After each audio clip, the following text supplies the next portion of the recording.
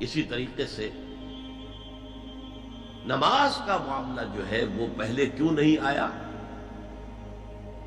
نماز کا بعد میں آ رہا ہے. آت المال علی حبہ ذوی القربى والیتامى والمساکین وابن السبیل والسائلین وفی الرقاب. کتنا دور لے گئے. واقام الصلاۃ وآتى الزکاۃ. یہ ہے ترتیب کے اعتبار سے جو میں نے عرض کیا تھا. یہاں عنوان کیا ہے؟ یہاں نیکی کی حقیقت عنوان ہے.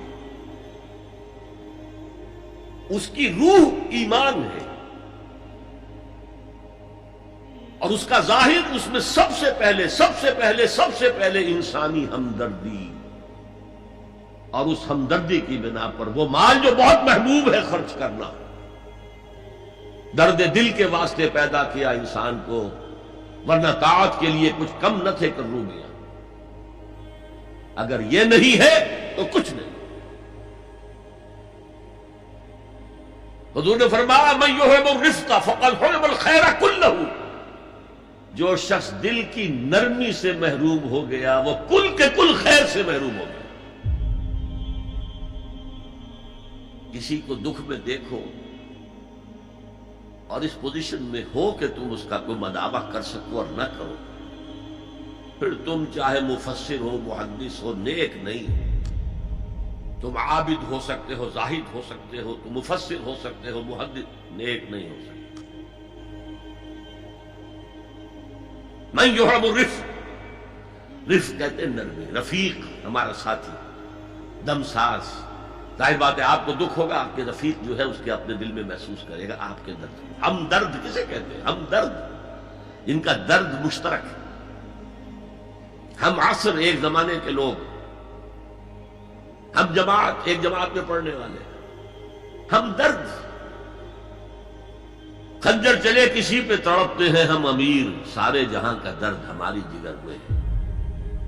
اگر یہ رفق نہیں ہے، اگر یہ ہمدردی نہیں ہے، اگر کسی کو دکھ میں دیکھ کر آپ تڑپ نہیں اٹھتے، اگر اس کی مدد کرنے پر قادر ہو اور نہیں کرتے تو کل خیر سے محروم. پڑھے جاؤ نمازیں اور تہجدیں، کچھ حاصل نہیں ہو. اس پر جو آخری آیت قرآن کی ہے، لن تنالوا البر حتى تنفقوا مما تحبون، اس سے زیادہ کیٹیگوریکل سٹیٹمنٹ اور کیا چاہیے. لن کے ساتھ جو نفی ہوتی ہے فعل مضارع میں، انتہائی مؤکد. ہرگز نہیں پہنچ سکتے نیکی کے مقام کو جب تک کہ خرچ نہ کرو ان میں سے جو چیزیں تمہیں پسند ہیں.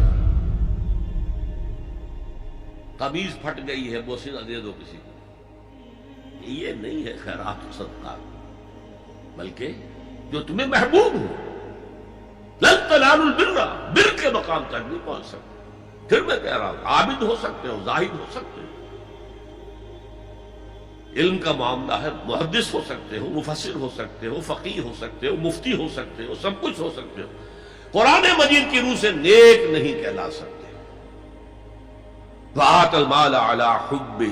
اب اس میں جو ترتیب میں نے کہا تھا، الاقرب فالاقرب، الاقرب فالاقرب، سب سے پہلے ذوی القربیٰ. اور اس میں اکثر و بیشتر ہم سے کوتاہی ہوتی. دور دراز کے لوگوں کے ساتھ نیکی ہو رہی ہے، سگے بھائی کی بیوہ اور یتیم بچے جو ہے وہ محروم ہیں. انہوں نے اس وقت یہ کر دیا تھا، یہ کر دیا تھا. ظاہر بات ہے کہ رشتہ داروں سے تو شکایتیں ہوتی ہیں. یہ تو ہمیشہ ہمارے مخالف رہے جی، ان کی ہم کیسے مدد کریں. اگر تو اللہ کے لیے دینا ہے تو پہلا حق ان کا. من احب للہ وابغض للہ واعطى للہ ومنع للہ. اللہ کے لیے دیا ہے اگر تو اپنے اس نفس کے جو انتقام کا جذبہ ہے اس کو کچلو، اور جس کا سب سے پہلا حق ہے اس کو پہنچاؤ. حق بحقدار رسید. ذوی القربى والیتامى، جو بے سہارا رہ گئے، باپ کا سایہ نہ رہا. والمساکین، مساکین کسے کہتے ہیں؟ مسکنت کہتے ہیں کم ہمتی. آپ کو معلوم ہے آج کل ایک مرض کہلاتا ہے نیورستھینیا. آدمی دیکھنے میں ہٹا کٹا ہے، صحت مند ہے، لیکن اندر سے اس کی کوئی ہمت ایسے جواب دے گئی ہے کچھ کر ہی نہیں سکتا. وہ ہے مسکین. اسی لیے جو فرمایا گیا یہودیوں کے لیے ضربت علیہم الذلۃ والمسکنہ، ذلت کے معنی بھی کمزوری اور مسکنت کم ہمت ہی، ہمت ختم ہو گئی. تو جو اپنے پاؤں پر نہیں کھڑا رہ سکتا اس وجہ سے کہ اس میں وہ ہمت کم ہو گئی ہے، وہ بھی مستحق ہے. وابن السبیل اور مسافر، پرانے زمانے میں آپ کو معلوم ہے نہ سرائے تھی، نہ کچھ اور تھا، نہ ہوٹل تھے. پھر اگر کہیں راستے میں چوری ہو گئی، ڈاکہ پڑ گیا، تو آدمی جو ہے گھر میں خود ہے، کفیل ہے، اچھا ہے. اس وقت کی حالت ایسی ہو گئی. ہمارے یہاں بیگرز نے اسی کو ایک بہت بڑا بہانہ بنایا ہوا، جی میں آیا تھا وہاں سے اور یہاں سے اور میری جیب کٹ گئی، سب کچھ چلا گیا، اب مجھے واپس جانے کے لیے کرایہ چاہیے. اکثر و بیشتر جھوٹے کیسز ہوتے ہیں. اگر آپ کسی کو پکڑ لیں اور ساتھ لے کر کہیں تحقیق کراؤ تو وہ بھاگ جائے گا، پھر نہیں آئے گا اس مسجد میں. لیکن یہ کہ ابن السبیل یہ بھی ایک کھاتا ہے. وسائلین، یہ ذرا تفصیل طلب معاملہ ہے. اسلام کی تعلیم بڑی متوازن ہے. ایک طرف سوال کی مذمت ہے، مت اپنا دستے سوال دراز کرو کسی کے سامنے. جو شخص ہاتھ پھیلاتا ہے مانگنے کے لیے، وہ اپنی عزت نفس کو ہتھیلی پر رکھ کر آپ کے سامنے پیش کر رہا ہے، اور آپ ٹھوکر مار دیتے ہیں اس کی عزت نفس. مانگو اللہ سے.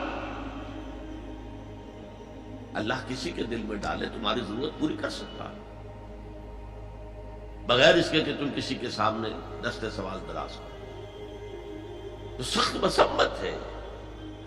اور خاص طور پر بیگری جو ایک انسٹیٹیوشن بن گیا ہے، ایک پیشہ بن گیا ہے، وہ تو اسلام کی تعلیمات کے منافی. اور جس طرح کی ہم خیرات بانٹتے ہیں، 5 روپے کا نوٹ دے رہے ہیں مانگنے والوں کو مسجدوں کے باہر، سمجھ رہے ہیں ہم نے حاتم طائی کی خبر کو لات مار دی، حالانکہ حقیقت میں آپ انسٹیٹیوشن آف بیگری کو سپورٹ کر رہے ہیں.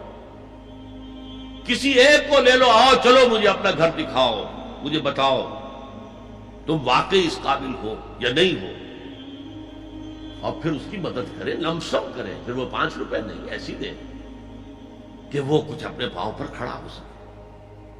میں نے 1 روپیہ نہیں کہا کہ 1 روپیہ تو اب کوئی شے نہیں رہی، لیکن یہ کہ 5 روپے کا نوٹ بھی آپ نے تقسیم کرنے شروع کر دیے، یہ کیا ہے؟ وَالسَّائِلِينَ وَفِي الرِّقَابِ. لیکن دوسری طرف سائل کو جھڑکنا نہیں ہے. اما السائل فلا تنہر، جھڑکو نہیں. اچھا بھائی نہیں تو معاف کرو، میرے پاس اس وقت آپ کی مدد کے لیے کچھ نہیں ہے، میں کچھ نہیں کر سکتا. تو ان دونوں کے درمیان اصل میں معاملہ ہونا چاہیے. بلکہ یہاں تک بھی فرمایا سائل کو ضرور دو، چاہے وہ گھوڑے پر سوار ہو کر تمہارے دروازے پہ آیا. کیا پتا اس کی واقعی الجھن کیا ہے. تو سوال کی مذمت اور سائل کو جھڑکنے کی ممانعت. حتی الامکان خالی ہاتھ نہ لوٹاؤ. اس نے اپنی عزت نفس اپنی ہتھیلی پر رکھ کر تمہاری سامنے پیش کر دیا، اسے ٹھوکر نہ مارو. لیکن جیسا کہ میں نے عرض کیا، یہ انسٹیٹیوشن آف بیگری جو ہے یہ ایک علیحدہ شے ہے بالکل، اس کا اس سے کوئی تعلق نہ سمجھیے. وفی الرقاب، رقاب جمع ہے رقبہ، گردن. فک رقبۃ او اطعام فی یوم ذی مسغبۃ یتیما ذا مقربۃ او مسکینا ذا متربہ. فک رقبۃ، کسی کی گردن چھڑا دینا. اس وقت سب سے بڑی ایپلیکیشن اس کی تھی غلاموں کو، کنیزوں کو اپنے پیسے سے خرید کر آزاد کر دینا. بہت بڑی نیکی، بہت بڑی نیکی. اور حضرت ابو بکر رضی اللہ تعالیٰ عنہ کے دفتر فضائل میں سب سے اونچا کام یہ ہے کہ جن غلاموں کو اور جن کنیزوں کو ستایا جا رہا تھا، دیئر اونرز، دیئر ماسٹرز، ان کے آقا کو حق حاصل تھا، جو چاہے کرے ان کے ساتھ، قتل کر دے کوئی پوچھنے والا نہیں. یہ میں پہلے بھی عرض کر چکا ہوں. میری ملکیت ہے، جیسے میری بکری میری ملکیت ہے، میں نے اس کو ذبح کیا، گوشت کھا لیا، تم کون ہوتے ہو پوچھنے والے؟ میرا غلام تھا، میں نے قتل کر دیا، تم کون ہو پوچھنے والے؟ ان کو حضرت ابو بکر نے خرید کر آزاد کیا اور منہ مانگے دام دیے. حضرت بلال کے لیے امیہ ابن خلف نے اتنی بڑی رقم مانگی، حضرت ابو بکر نے کہا ٹھیک ہے لو. باپ نے کہا بھی ابو قحافہ نے، ابو بکر کو کوئی غلام خریدنا ہی تھا تو کوئی طاقتور آدمی جو کام آ سکے کہیں اس کو خریدنا چاہیے. مجھے کیا پتا ابو بکر کس لیے خرید رہا اور کس کے لیے خرید رہا. آج کے دور میں اس کی اپلیکیشن ہوگی. کوئی شخص جو ہے اگر قرض میں اس طرح جکڑا جائے کہ لاکھ ہاتھ پاؤں مارے نکل نہیں سکتا، اس کو کوئی لمپ سم مدد دے کر اس قابل کیا جائے کہ وہ پھر اپنے پاؤں پر کھڑا ہو جائے. یہ نہیں کہ اسے آپ ہر مہینے کچھ رقم دیتے رہے مینٹیننس کے لیے، نہیں.